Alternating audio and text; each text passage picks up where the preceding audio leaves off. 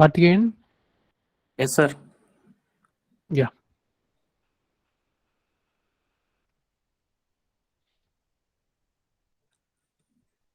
Good afternoon to welcome to day 2 session 2 on linear models for analysis of lung mechanics. We'd like to extend a warm welcome to our guest speaker, Dr. B. Hemakumar, Assistant Professor, Department of Electronics and Instrumentation Engineering, Puducherry Technological University.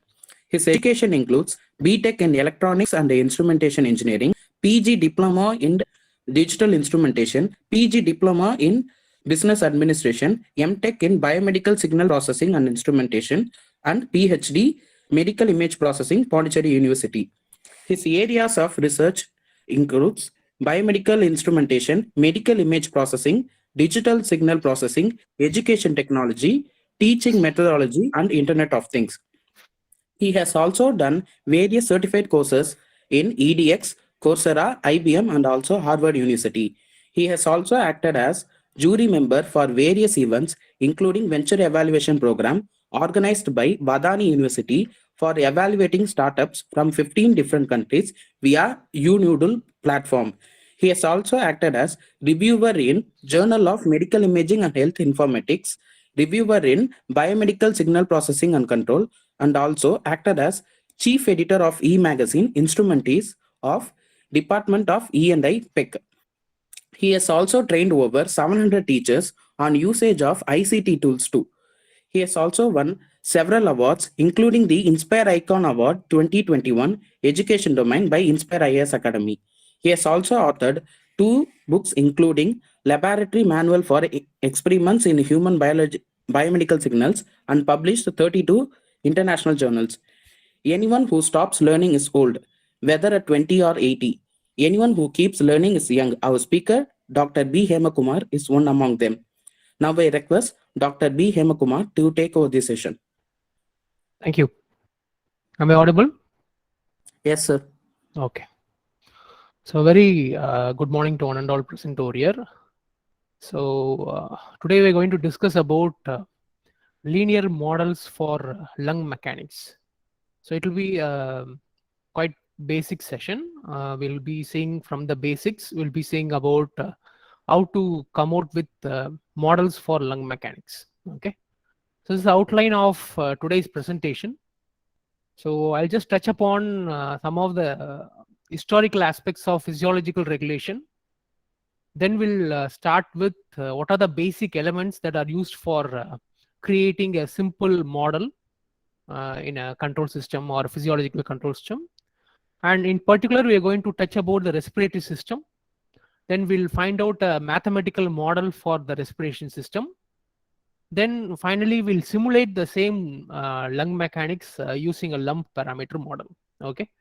So what is not included in this content is, apart from these, you'll have small puzzles, and you'll have some one final small quiz with the content itself. It will be a kind of game. It will be a kind of a game. Okay. So now we'll start with this. I just want to touch upon some of the history of this biomedicine. It's a very marvelous field. Okay. So this is a painting of Renaissance where you can actually see the importance of a doctor. Okay. The importance of a doctor who actually sees how the patient is. Okay.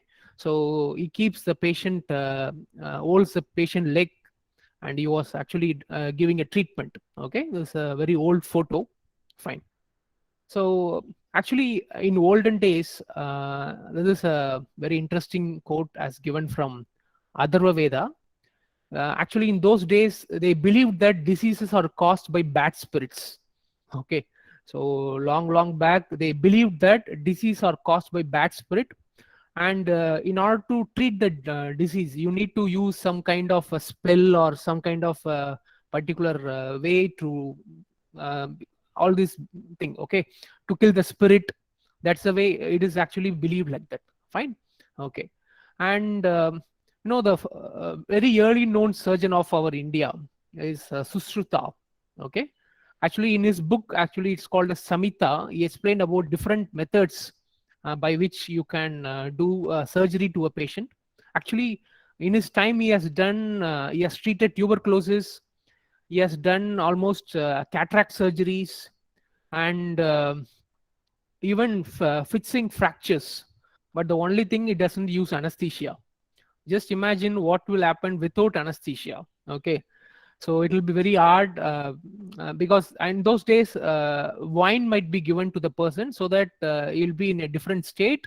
In that time, they'll do the surgery and all. Okay, so our earliest surgeon is Susruta from India. It is 500 BC.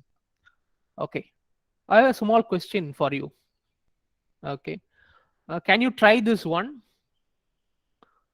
Ice cream, you scream, we all scream for ice cream.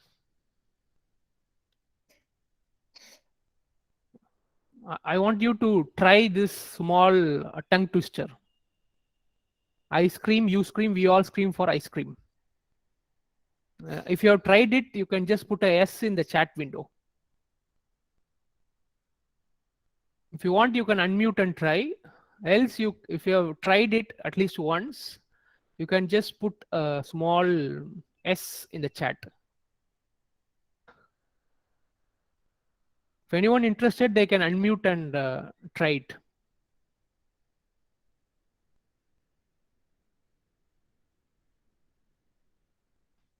Okay. Okay, thank you. Fine.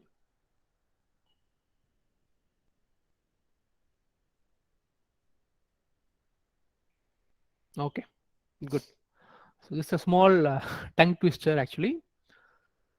Fine. Okay, thank you. So now actually the concept of physiological regulation in our body. Actually, yesterday Dr. P. Tirusakti Murugan sir might have touched about some of the regulatory aspects in the body. Actually, this concept of physiological regulation dates back to 500 BC in ancient Greece. In those days, human body was considered something as a replica of universe.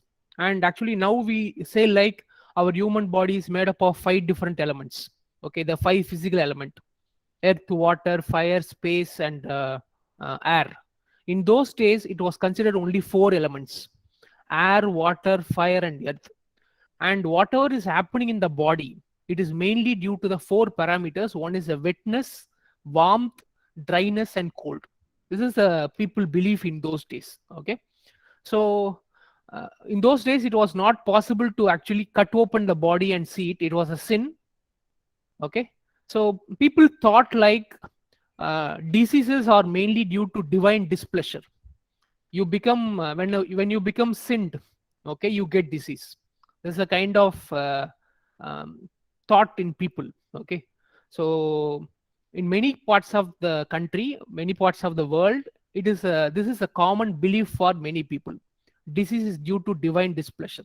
Okay, so do not anger the gods.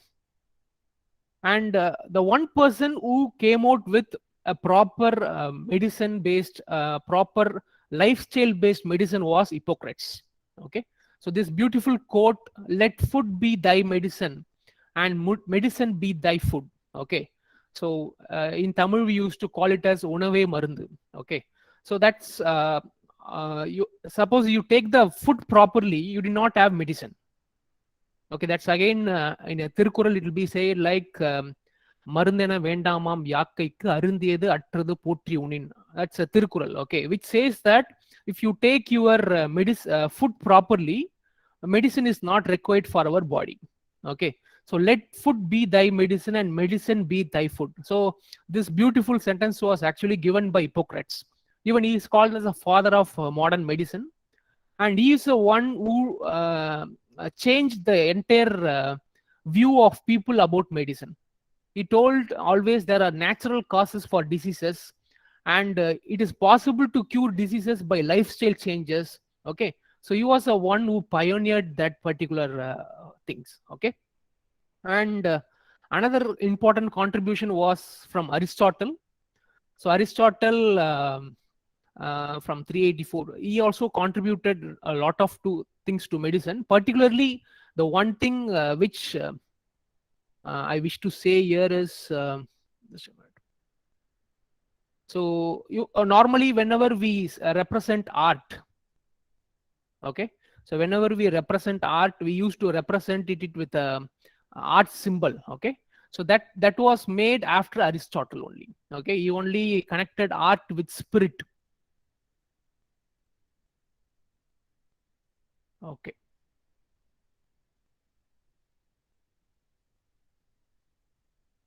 Fine. And another physician who really contributed to this physiological theory was Galen, okay. So in those days, they will be taking bodies from the guillotine, okay. After people have been killed in guillotine, they will be taking the bodies from there. They will cut open the body, and he pioneered, like he opened up the body and understood what is happening, okay.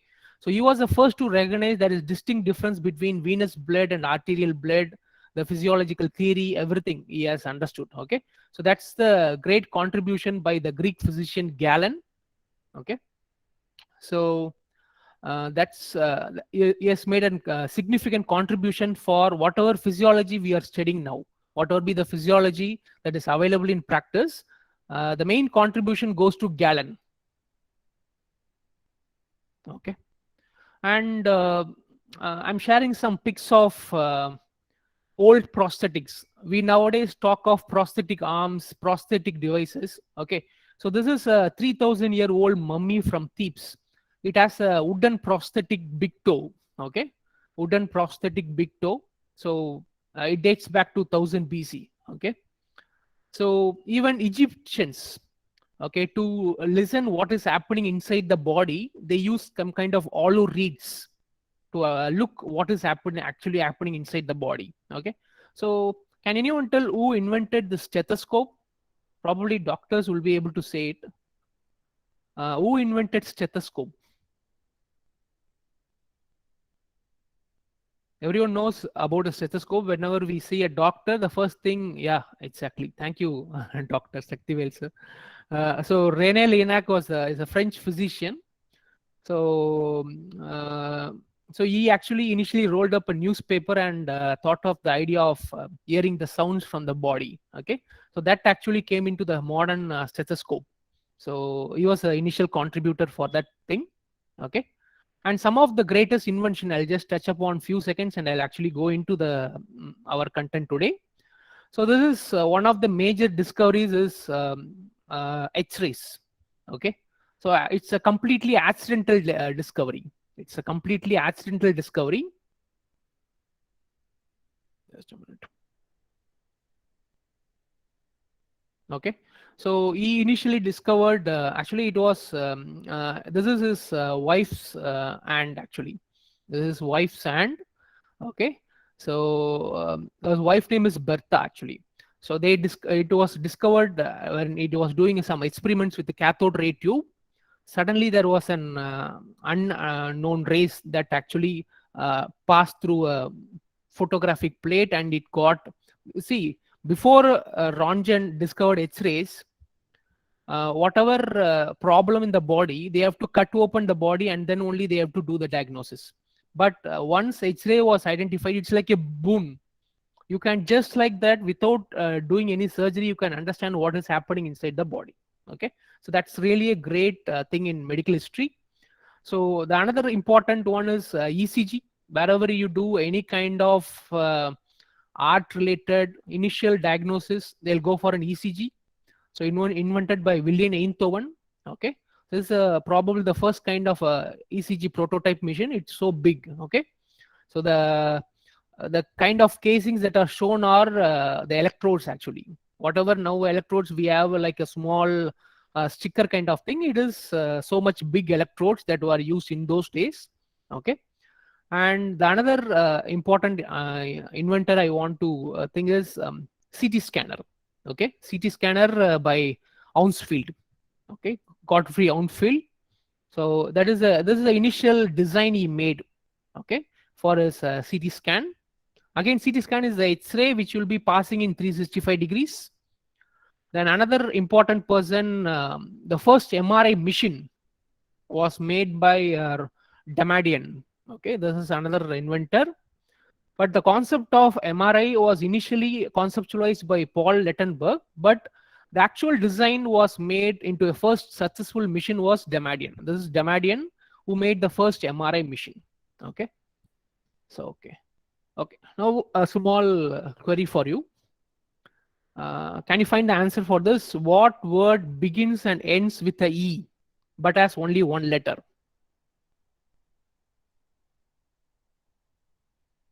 What word begins and ends with a E, but has only one letter?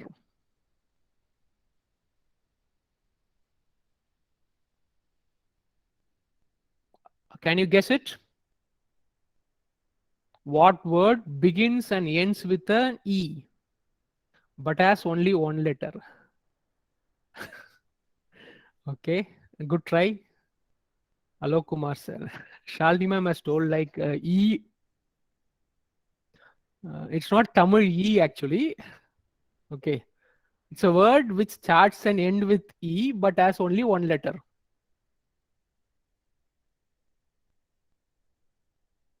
Perfect.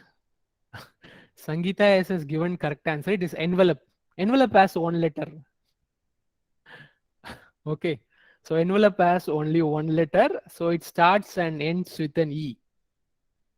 Okay. Okay. You have to see it as one letter, not letter actually. It is a single letter. Letter in the sense draft or mail or okay. That's the meaning of it. So what begins and ends with an E but has only one letter. Fine. Okay. Okay. Now, so far we have seen about a brief history of what this physiological regulation is and who are the pioneers who contributed in this field of thing. Okay. Now we are going to actually see we're going to do a mathematical model for a lung system, that is your respiratory system. So before we actually do it, we're going to see about some of the basic elements that are connected with this particular design. Okay. So fine. Normally, whenever we have any basic circuit, okay, so we refer to something called as current. Okay, and we are just actually telling you the basic voltage, current. Okay, so V is equal to R into I, basic Ohm's law. Actually, we are telling about the basic Ohm's law. So the fundamental element that I want to say here is the resistance. The resistance is a fundamental element. We all know that resistance, it resists the flow of current. That's what we know, everyone knows. So resistance is the thing. So you are into the current, it will give you the voltage. Now what we are trying to do is we try to explain this concept of resistance with respect to this particular mechanical system. You can see this is a system. You have a cylinder and you have a plunger. You have a cylinder and you have a plunger. Okay, or a piston. You can think of a piston, cylinder and a piston. So when you apply a force on the piston, it actually moves. So the movement, you call it as a velocity. That's a velocity. Okay, so you apply a force, it changes its velocity, and the entering factor is nothing but the friction. Okay, the walls of the container actually provides some kind of friction that you call it as a resistance. Similar to this voltage equal to R into I, we can express the same in the form of like this also. Okay, so where F is equivalent to the voltage and I is equivalent to that of your velocity. Fine. So in general, we can call this velocity as something called as flow variable, and F to be called as effort variable. Okay, so this is when you apply an effort, this particular current flows. That's the meaning of it. Okay, so when you apply a force, the velocity changes. Okay, so the F or the voltage, we call it as a flow variable, and the velocity or the current, you call it as a flow. F is called as an effort variable. This is a flow variable. Similarly, you can think of a pipe where there is a liquid flow. You can think of a liquid flow. There, the same equation, it is about the pressure difference. It's about the pressure difference, and Q is the volumetric flow rate. Okay, and the resistance, the surface offers its RF. Okay, so the same relation. So in general, we can generalize this entire concept of resistance as effort variable equal to resistance into flow variable. Okay, we have generalized. Okay, we're going to use these elements for our analysis, so we have generalized it.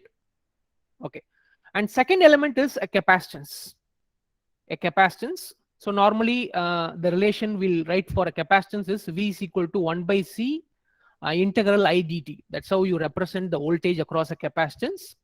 So similarly here we are represented as psi is equal to 1 by C 0 to T integral of sigma dt. Okay, I mean eta dt. Fine. Now the concept of capacitance is nothing but it is a storage of charge. We all know that capacitance, storage of charge. Now we'll see with respect to a mechanical system. In a mechanical system, the capacitance can be considered something like a spring. You have a spring here. Okay, when you apply a force, or it's not force actually, it is displacement. Okay, the spring displacement, the spring actually expands. Okay, so when the spring expands and contracts, the expansion and contraction is given by something called as spring constant. They define the expansion and contraction of the spring, or the stiffness and the flexibility of the spring, by a factor called string constant. Okay, that only defines how expandable your spring is. Okay, this is similar to that of your capacitance. This is something similar to your capacitance. Similarly, if you think of a ball, suppose you blow air inside a balloon, the balloon expands. The balloon expands. Okay, so this is called as capacitance. So in a mechanical system, this is how you represent capacitance. So in mechanical system, you call it as by a term called compliance. The term that is used for mechanical system is compliance. That is expansion, contraction. You call it as compliance. So the capacitance is represented as a compliance. Okay, fine. So a small query again.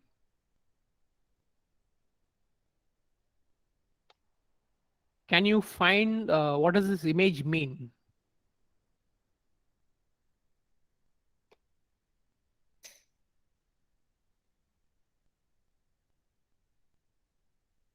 What does this image mean? It's a rebus actually. Can you find the answer to this question?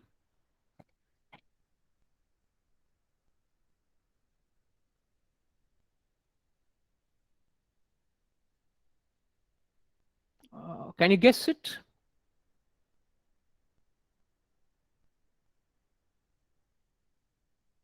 Okay, it's travel across seas. Travel across seas. Okay, so you have seas in the down. So on the top you have travel. So it is travel across seas. That's the meaning of it. Fine. Okay. Okay. So we have seen two basic elements. One is a resistance as well as a capacitance. A resistance as well as a capacitance. Okay. Now we are going to okay. Now I have a question for you. Like just a minute.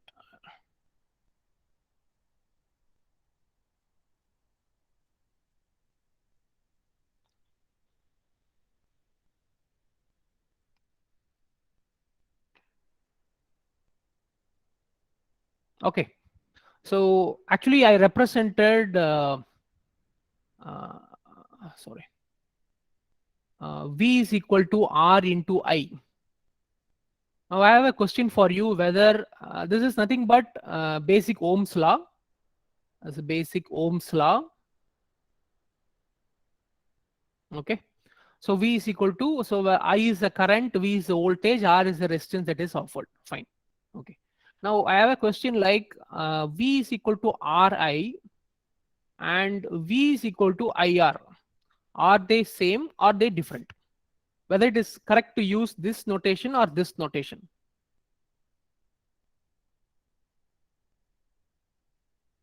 whether both the notations are equal or the first one. How many of you vote for the first one? V is equal to IR is also looks the same. How do you say the first one is correct?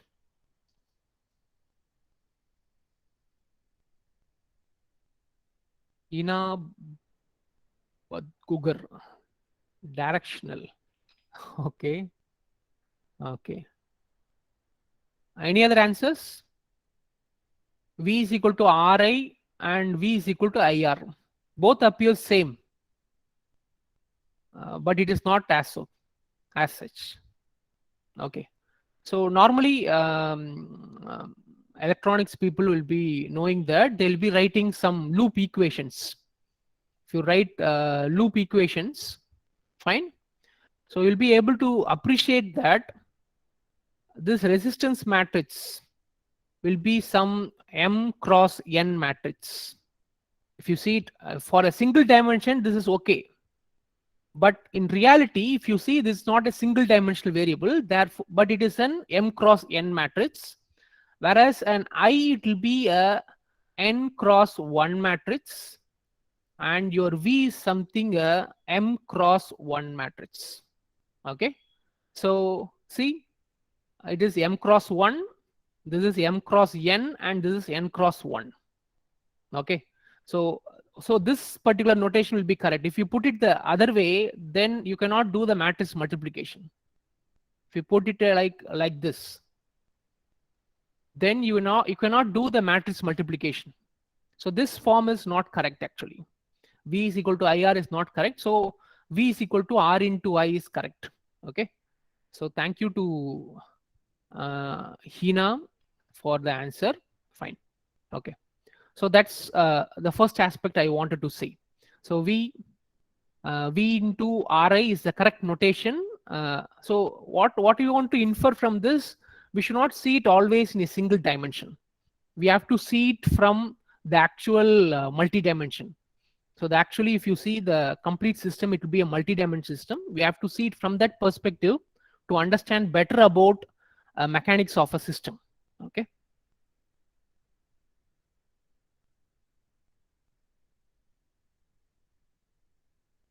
Okay. So now, so we're going to see about the respiratory system. The respiratory system. We'll just touch upon some basics of respiration system. Okay, first question I wanted to ask you all is respiration nothing but breathing?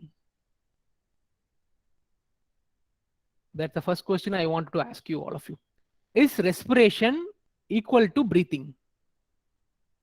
We all breathe, right? Breathe in and breathe out air. Is respiration about breathing? When you say respiration, that's a common term, respiratory system or respiration. Is respiration equal to breathing? We can tell breathing as respiration. Is it possible? Is it correct? I'm asking. Just put a respiration is done by the cells, breathing is done by the lungs. Okay, thank you. So respiration is done by the cells. Excellent. Breathing is done by the lungs. Very good. Fine. Excellent. Okay. So respiration is done by the cells, as Dr. Shaktivel pointed out correctly. Respiration is done by cells. Actually, respiration is a process of converting glucose into energy. It is a process of converting glucose into energy. Respiration is about converting glucose into energy. So whenever we eat food, we'll have a lot of glucose in the body. Okay, whatever we eat food, that will be converted into glucose. Okay, but for this glucose to convert into usable energy, you require something called as oxygen. You require oxygen. Essentially, it is say your glucose. I can just put it as C6H12O6 plus oxygen. It gives you. So when actually glucose interacts with oxygen, it is going to give out carbon dioxide, water, as well as energy. This is the energy that is used for different activities, whatever we do. So whatever we think, whatever actions we do, all those comes from this energy. Okay. So this carbon dioxide is going out. This water is actually retained in the body. Okay. When you see this reaction, there is another natural phenomenon that actually happens in plants, but it is a reverse of this. Can you name it? There is another mechanism that actually happens in plants, but it is the reverse of this. Can anyone name it? Can anyone name the process? It is the reverse of this one. It is the reverse of this one, but it actually happens in the plants. It happens in the plants.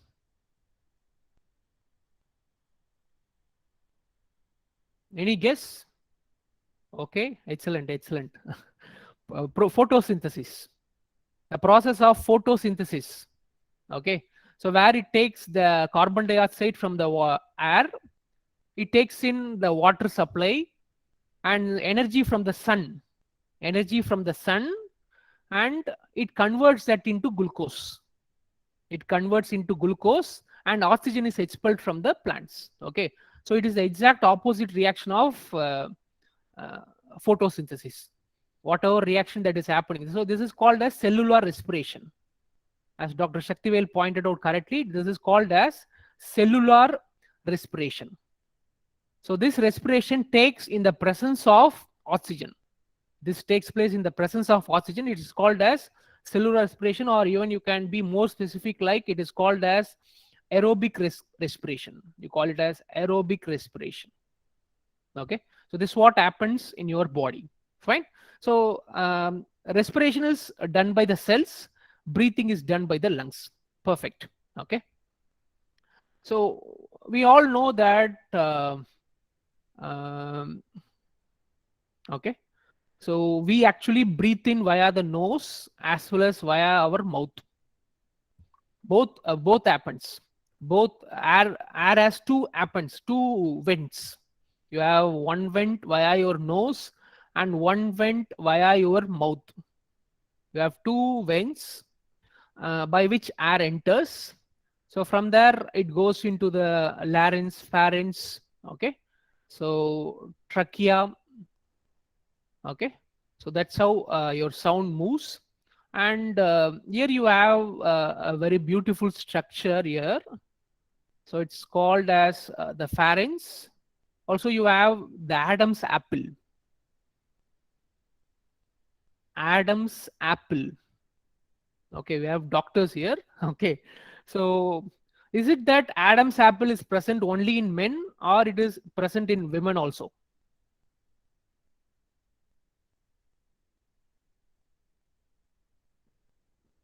Whether Adam's apple is present only in men or it is present in women also. Why it's called Adam's apple?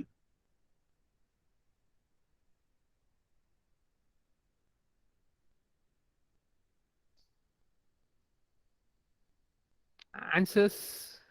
I request all of you to answer to the question. I want all of you to answer. It's a basic question only. So all of you know, here we have the Adam's apple, this particular thing, you call it as an Adam's apple. Okay, so here it's only in male. Okay, Adam is male, fine, but actually it is present in both male and female, but it's more dominant in males. It is more dominant in males, so it is called as Adam's apple. Okay, so okay, visible bump in the front person throat, actually. Thank you. Okay, so that's Adam's apple. It's more dominant in male. Fine. So from there, actually, you have the trachea. Actually, you have a food pipe also. Esophagus is also backside. You have a valve. You have a small valve, which is going to send your food into the esophagus, air into the trachea. Air moves into the trachea. the food goes into the esophagus. The valve here is called as epiglottis. Okay, the valve is called epiglottis. So from there, trachea, it just moves into the actual thing. Okay, so we have the trachea. We have the trachea. From here, air moves here. So we can just draw our lungs like this. Okay, so okay, fine. So this is how your lungs look. Okay? This is your right lung and this is your left lung. Actually, your right lung will have a kind of 3 lobes. Right lung will have kind of 3 lobes, whereas your left lung will have only 2 lobes. Okay, so right lung will have, say, upper part, the middle part, as well as the lower part. So here you have only upper and the lower. Okay, why it has only 2 lobes, left lung? What is this curve here? Okay, you have a curve here. You have a curve here. We are actually dealing basic physiology. Okay, so why this is a small shift here? Thank you, Tuskin. Okay, space for the art. Excellent, excellent. Okay, doctor can easily answer. Okay, so you have your art here. Okay, so most probable persons would say, like, whenever they have a heart attack, they will touch on the left hand side and say, I have a heart attack, I have a pain in the heart. But in reality, your heart is slightly towards your left. Okay, heart is actually in the left. If someone touches the heart from the left and say if he has an heart pain, then it is nothing but indigestion. That is perfectly an indigestion. Okay, so only in the left side you have the actual heart. Okay, so this actually is called as cardiac notch. They call by the term called cardiac notch. Okay, so you have 2 lobes on your left side and you have 3 lobes on your right side. Okay, now we are not concerned actually about it. From here, actually, it will be like branches. You can just visualize a tree kind of structure. You'll have a tree, and think of a tree. So where you have different kinds of branches, all branches will have sub branches. Okay, in a similar manner, you have branches inside this part. Okay, so this is bronchus. You have these two left bronchus, right bronchus. Then you have bronchioles. Okay, and the very important part that we need to understand is the far end of this. Actually, if you zoom this part, in the far end you have a very important thing. It is called as alveoli. You have something called as alveoli. Okay, so on the far end you have something, it looks like your grapes. It looks like your grapes. This is called as an alveoli. Okay, so this is a guy who is mainly responsible for oxygen.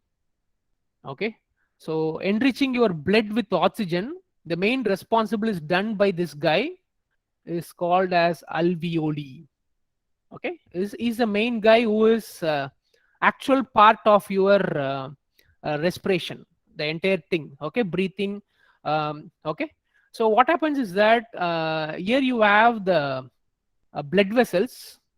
Here you have the blood vessels. Okay, so the blood vessels actually say it is not having deoxygenated blood. It is coming from the lungs. Sorry, heart. Okay, it's coming from the heart.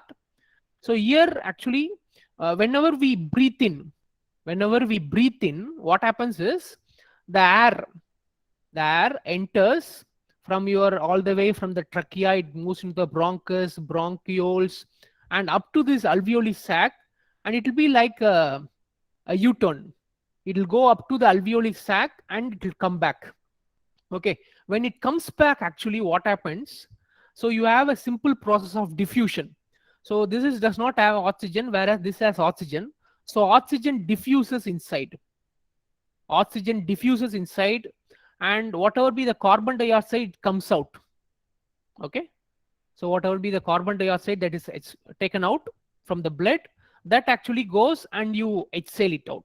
Okay, so oxygen comes inside and carbon dioxide goes out via this interaction of your blood vessel and the alveoli. Okay, so this is the main part for your oxygen exchange. And whatever you call it as respiration, Okay, it involves actually another important muscle. So it will be something like this important muscle. It is called as a diaphragm. You have a muscle called diaphragm. So you can think of something. This is a kind of a pump. For engineer people, you can visualize it as a pump. Okay, so this diaphragm actually creates a negative pressure that makes you to inhale air.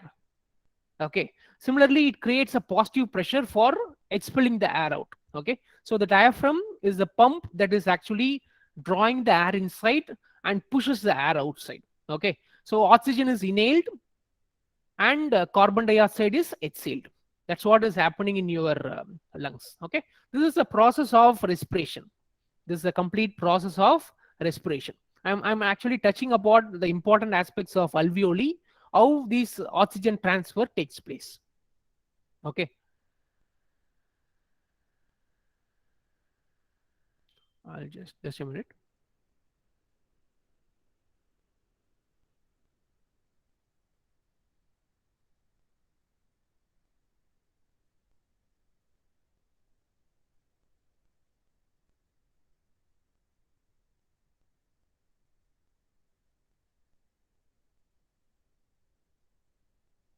Okay, so there's a respiratory system. That's what we have seen so far.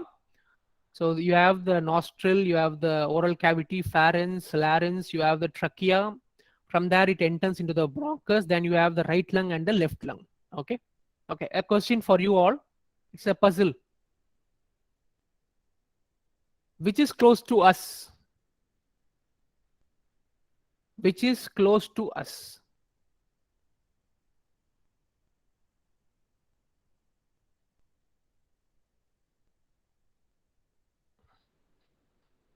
Can you answer it? Which is close to us?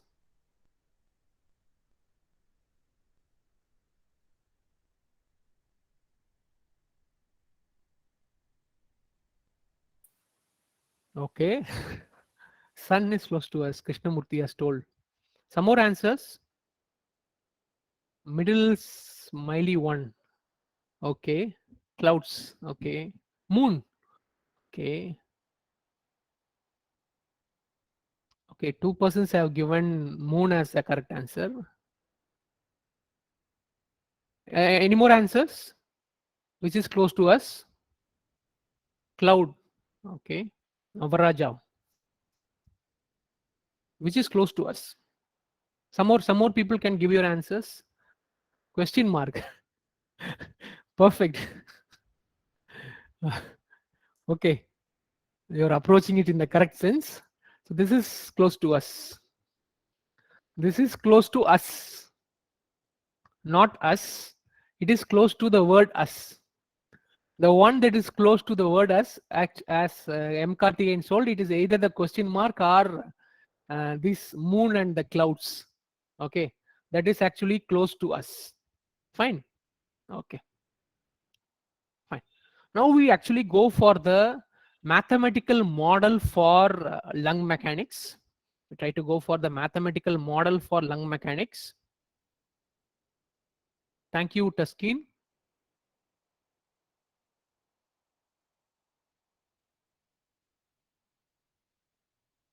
Okay. Now we try to develop the mathematical model for lung mechanics. So this is the lungs we have drawn. We're going to draw, make a model for this lung. Okay. And one more thing I wanted to say is your lung, basically when you inlet air, it is going to expand. When you exhale air, it is going to contract. Okay. But do you know that even when you forcefully exhale, there is some amount of air that is remaining in the lungs always. Okay, even when you forcefully exhale, there is some amount of air that is left in your thing. That's called as something called as residual volume. They call it as residual volume. Okay, and the normal amount of air that you breathe in and breathe out, they call, yesterday Sarah also told, it is called as tidal volume. Okay, normal for each respiration, what is the amount of air you breathe in and breathe out, you call it as tidal volume. Fine. Okay, and one more thing, The outer layer of your lungs, it's called as pleura. Okay, the outer layer of your lungs is called as pleura.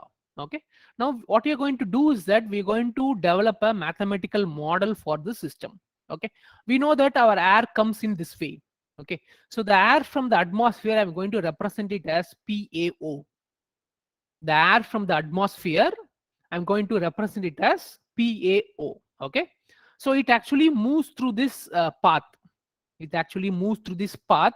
Okay, so from here it moves into this one. Okay, in this region, whenever air is flowing through a thing, this particular path offers some resistance. So what I do is that I'm going to put it as a resistance Rp.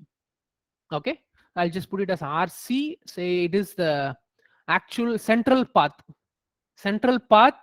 Okay, it offers some resistance. I'm going to put it as Rc. Okay, from there it enters into the actual part. This is called as thoracic cavity. You call it as thoracic cavity. Call it as thoracic cavity. So there I'm going to represent it as PaW.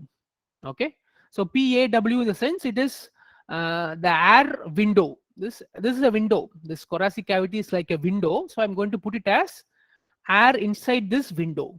Air inside this window. Now after the central part, the air splits up into two regions, right? There I'm going to use another resistance. It is a peripheral resistance. So these are all peripheries. This peripheries divide into two peripheries. You call it as Rp. I'm just putting the resistance as Rp. From there it actually moves into the bronchioles, and here we are going to mainly bother about the alveoli. Okay, so the pressure in the alveoli. Okay, and you see the lungs expand and contract. We already saw that capacitance is like expansion and contraction. You call it capacitance. We referred in the mechanical system and fluidic systems as compliance. We referred it as compliance. Okay, so the same compliance comes into picture here. I'm just going to represent it as Cl, the compliance of the lung, and I'm going to represent the pleural pressure as PPL, and the compliance of the thoracic cavity. The compliance of the thoracic cavity, I'm putting it as Cw. Okay, all these are measured with respect to the ambient pressure. So this I'll take it as reference 0. Okay, see, we try to create a simple linear model for the respiration. The air actually flows in PaO, and the central airways, it offers some resistance, so I put it as Rc, and it actually enters into your window, that is your thoracic cavity, that is I put it as PaW. From there the peripheries offer some resistance, it is Rp. From there I am talking about the alveoli. So the expansion of your lung, I'm just giving it by a compliance factor Cl. Similarly, the expansion of the thoracic cavity, it is governed by the expansion of the pleura, so I'm just giving it as a Cw. Okay, so apart from this, this is for normal condition, it's good, but for disease condition, the central airways itself will offer some kind of a compliance effect, that I'm just putting it as a shunt capacitor. I'm putting it as a shunt capacitor. The airways itself will offer some kind of a compliance. Okay, in normal conditions, this effect will be very minimal. This effect will be very minimal. You'll have good compliance. The compliance of the lungs will be good. It will be able to expand. This resistance will be less. Okay, the resistance will be less. In disease condition, where the normal airway is getting obstructed, suppose there is an obstruction in the airway, there is some obstruction in the airway, or your lungs become stiff. Okay, when lungs become stiff, this capacitance actually decreases. This actually tells about the compliance of the lung. This factor actually decreases. Similarly, this also decreases. Okay, so your resistance increases. There is some obstruction. Then this effect of Cs will come into picture. Okay, so Cs is the capacitance in the central path alone. Okay, now Here you have the total flow rate. I want to measure what is the flow rate of air in our lungs, that I put it as QA. The flow rate of lungs through the alveoli, I put it as this is Q, this is QA. So if this is, you can, electrical people can assume like it is your V that is applied, air that is applied. You have the current flow. Similarly, you have the flow rate of air. So here you have Q, here you have QA. So the current through this is Q minus QA. Okay. Now what you're going to do is that we're going to put some mathematical equations for this one. Okay. We're going to draw some mathematical equation. I'll take this particular loop. I'm going to put a mathematical equation. So it is RP. This is RP. The current here is QA. RP into QA plus. Okay. I want the voltage across this capacitor. Both these capacitors are in series. So I will be putting like 1 by CL plus 1 by CW into 0 to T QA dt is equivalent to, that's how you represent the voltage across a capacitor. The voltage across a capacitor is 1 by C integral I dt. In a similar manner we are representing here. And this is a loop. So you'll have 1 by CS. You have Q minus QA. Okay, this is our first equation. We got the first equation. There's nothing but this particular loop. Now for the second loop, this particular loop, I'm going to write the equation. It is something like RC into Q. You can see here RC into Q plus 1 by CS. It is C small s, 0 to T Q minus QA dt is equivalent to the applied input, that is PAO. Okay, PAO. Okay. Now actually the input is PAO. The output is the flow rate. That is PAO is the applied air that goes inside your chamber. Q is the actual flow rate of the air. We want to find a relationship between PAO and Q. We need to find a relation between PAO and Q. So what I'm going to do is that I will just take a Laplace transform of this equation. I'm going to use Laplace transform.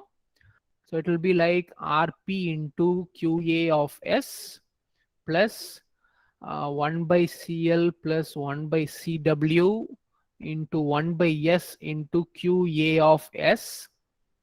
It is equivalent to 1 by S into C of S into Q of S minus QA of S. Okay, this is one equation in Laplace. Similarly, for this equation, it will be something like RC into Q of S plus 1 by S into C of S into Q of S minus QA of S equal to PAO of S. This is my second equation. Of course, its Laplace transform is just to understand, to find the solution for the system. Okay. So what we'll do is that I'm not going to solve it completely. Those who are interested can ask me. I'll do it later maybe. So from the first relation, you'll be getting a relation between Q and QA. From the first one, we'll get a relation QA in terms of Q. From this equation, see, this is in QA, this is in QA, this is Q minus QA. So I can get QA in terms of Q. Once I get it, I'll substitute in this equation. So I'll have QA converted into Q. So all this entire equation will become Q. So you'll have Q and PAO. So we'll get a relationship between these two. Okay. So the actual relationship between your PAO and Q, it actually looks like the output is Q of S by PAO of S. I'm not going to solve it. I'm just going, a final system looks something like this. It looks like S square plus K1S, S square plus K1S, sorry, K2S plus K2, sorry, K3. I can have some constants. Okay. So the final transfer function of the system is called as a transfer function. You call it as a transfer function.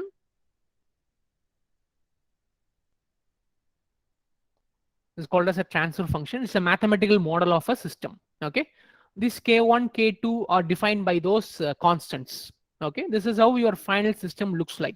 Okay, now we want to simulate the system and see how the system performs, how this particular system performs. Okay, we're going to do it now.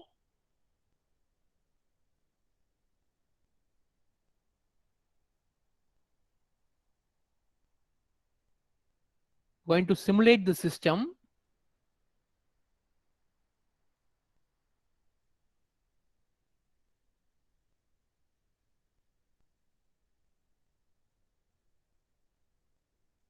Okay, so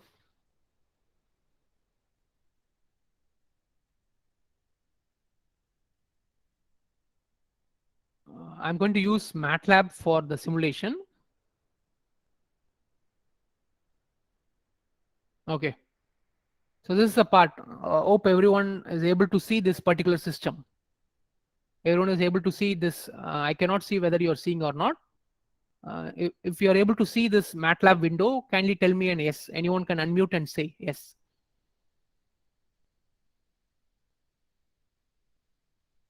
Are you able to see it? Yes, sir. Okay, okay, fine. Okay, so this is our system. So here I have given, actually, we have taken from standard conditions. We have taken some standard conditions. Okay, for that standard conditions, your transfer function something looks like this: s square plus 420s divided by s square plus 620s plus 4000. Okay, so this is a transfer function of the system. So I want to give an input. So input is going to be a ventilator. I'm just giving a ventilator is nothing but here it's a sine supply. See, what is the frequency? I want to keep it at say 1.57 radians per second. 1.57 radians. It is, if you convert that into actual frequency, it is some 15 breaths per minute, 15 cycles per second, or 15 breaths per minute. It is 15 breaths per minute. That is average respiration rate. I'm giving it as frequency in radians. Okay. Okay. Now I'm just giving it. I'm just running the simulation. Okay. So here actually this particular part, you can see this is my input. Whatever air I'm giving as input, that is available here. That is your PAO. So whatever actual flow rate, this is my actual flow rate, that is Q. Okay. If you integrate the flow rate, you'll be actually getting the volume. If you integrate flow rate, this is an integrator I'm using. If you integrate your flow rate, you'll get volume. This volume is nothing but tidal volume.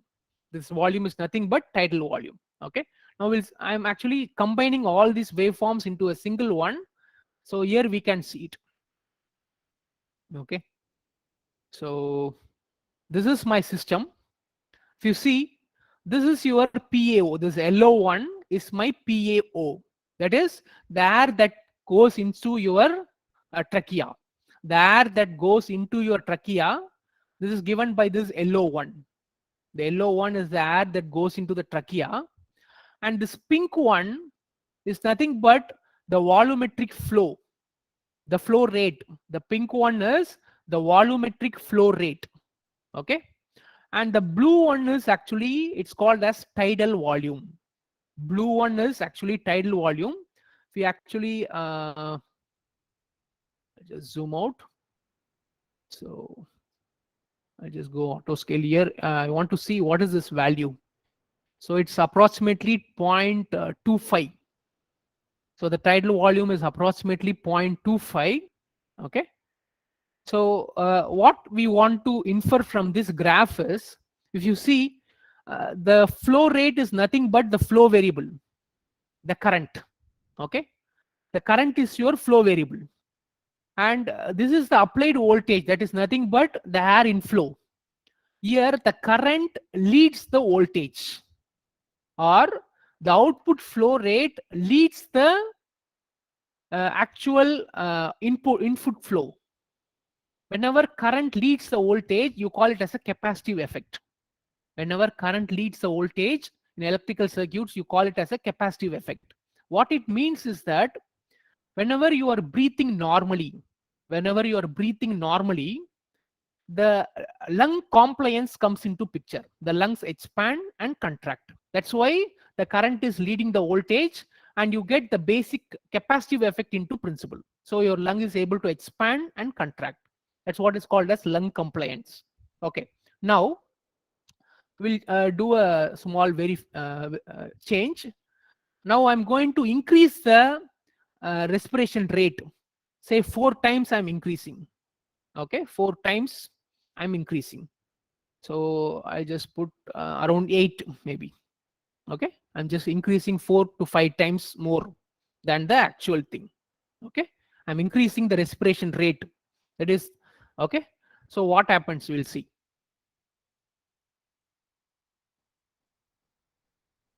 So this is my output now. Okay, now if you see here, this is my air input rate, and this is my Q, output flow. The output flow. What happens is, once you are increasing this particular input flow, what happens? Your Q also tries to become in phase. Before it was perfectly leading. You can see in the previous one, this top was almost in this corner. It was leading. The current was leading. What happens now is, it is trying to become in phase with your actual voltage. You can see here, it is slowly trying to come in phase with your actual voltage. For which element will have in phase? For resistive element alone in phase. What it means is that whenever there is an obstruction, then that obstruction offers more resistance. So the resistance comes into picture. It becomes dominant. Or in other ways, your compliance of your lung decreases. The lung becomes stiff. It is unable to expand, so it becomes stiff. Okay. So in other ways, that your the system becomes more respiratory oriented. That is, it's a pulmonary resistance. And another important aspect to be noted here is, if you see the volume, see the tidal volume is highly decreased. Okay, so that's what happens. Suppose you are say walking in a treadmill. Slowly you start to run. When you slowly start to run, the body requires more oxygen. So it gives a mechanism, like you get a mechanism, the mechanism takes place. Okay, therefore you get more air inside. Okay, at this point, the net amount of volume of air that is consumed, actual tidal volume actually becomes less. Okay, the tidal volume becomes less. Fine. So that's the inference I wanted to give you. That's how you analyze a system. Okay.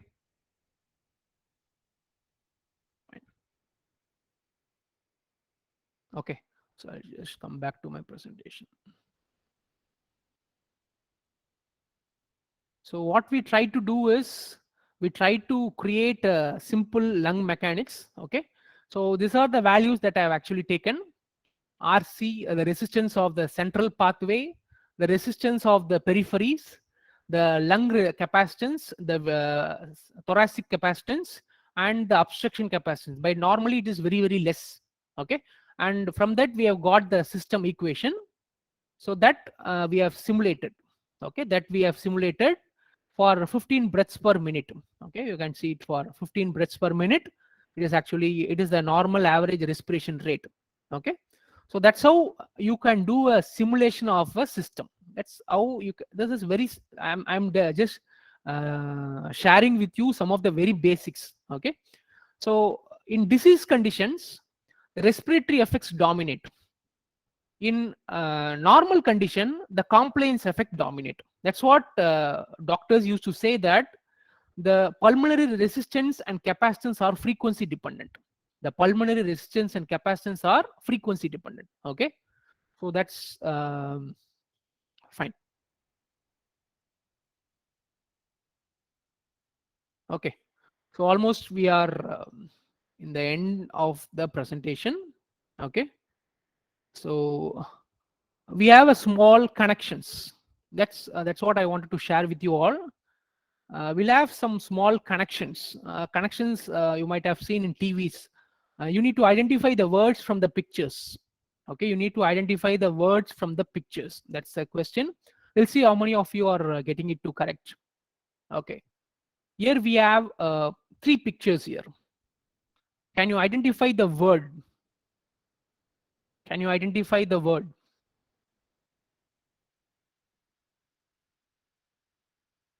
Can you identify the word?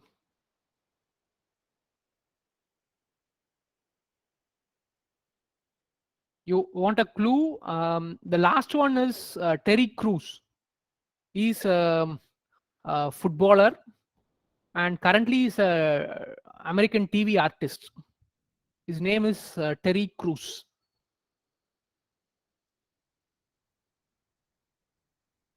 Can you identify this word? It's a word that we have seen. We are actually doing a review of what we have seen so far. You're able to appreciate what is a connection, right? In Tamil Nadu, we have this Vijay TV shows. Vijay TV, they use connections. In similar way, we are actually forming connections. The word is, maybe first one I'll give you a clue, like first one is a receipt, second one is rate, third one is Terry. Can you guess the word? First one is receipt, second one is rate, third one is Terry. What is the word? Excellent. Okay, that's how you have to do. It is respiratory. Reciprocatory. That's what I've given by these three pictures. Okay, fine. Now you got the gist of it. We'll see whether you're able to identify the next picture.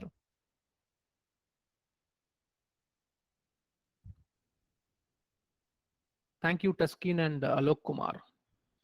Okay, what is shown in this picture? Can you identify what is the thing that we want to refer here? See this picture and answer it.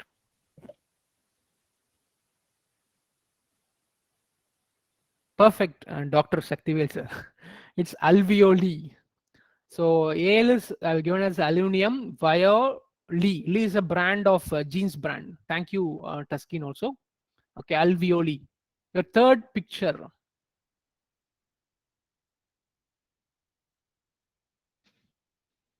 Your third picture. Perfect, Sangeeta. Oxygen. Gen is gene. Oxygen. Okay. So oxygen, I'll just put it as oxygen. Okay, oxygen. Fine. Fourth one. Tuskin. Good. Okay.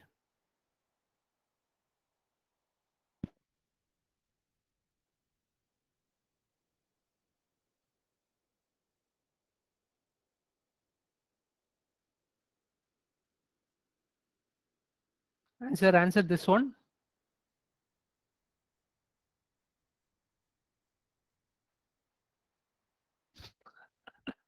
Perfect. Compliance. Calm. Ply. It's a plywood. You call it as ply. This is ounce. Ounce of liquid. 1 ounce, 2 ounce. Okay. So compliance. Compliance is compliance. Fine. And the last one.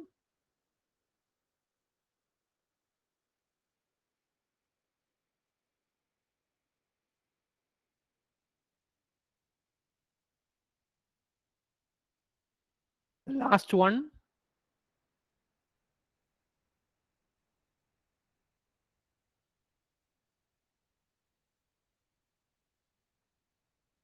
The last one has something to do with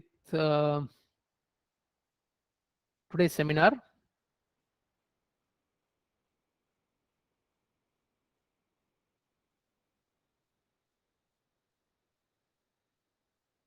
Any guesses? Okay. Okay. So it's lunges. First one is lunges. Then you have mecha. Then you have lung mechanics. It's lung mechanics. Okay, good. Tusky knows. So lung mechanics. Okay, so that's what we have seen today. So we try to create a simple mathematical model for the lung, and with that we actually came out with a system. We just simulated the system by using a simulation window, and we saw that at low frequencies the compliance effect is dominant. At high frequencies the resistance effect becomes dominant. Okay, that's what we have seen. So thank you all for listening. Okay, and this is I wanted to share with you. This is my YouTube channel. It's Tele 3.0. Okay, probably today morning I shared Instagram. Okay, that's my page called I am a biomedical engineer, wherein I do simple basic things about biomedical. I do it as either a reel or a post. Okay, and this is my website amakumar.in, and this is my audio podcast on about general about life philosophy. It's called as Anchor FM. Okay, so do visit and do share and like. Okay, fine, that's it. Thank you all. Thank you, Shaktivel.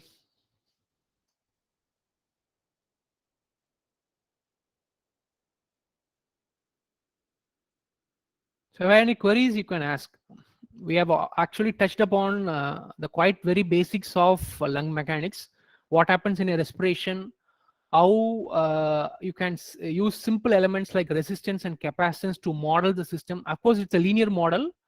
We have omitted all the non-linearities. We have taken only the linear aspects alone, and we tried to make a simple model of the system.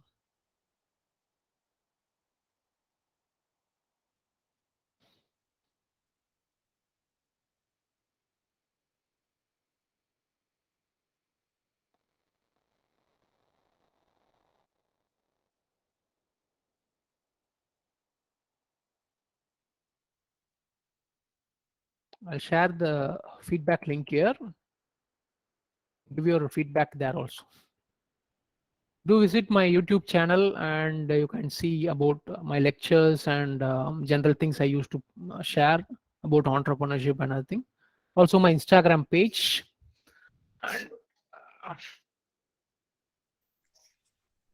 Thank you, sir, for your enthusiastic, informative, and interactive speech, and also entertaining us through the puzzles, riddles, connections, etc. We've learned a lot in through this session, sir. Thank you. Thank you. Participants, kindly fill the feedback form given in the chat box. Our next session is at 2 p.m. Next session we have, thank you. We have Ashok Kumar is going to deal about implantable antennas. Okay. Thank you all. Thank you, sir.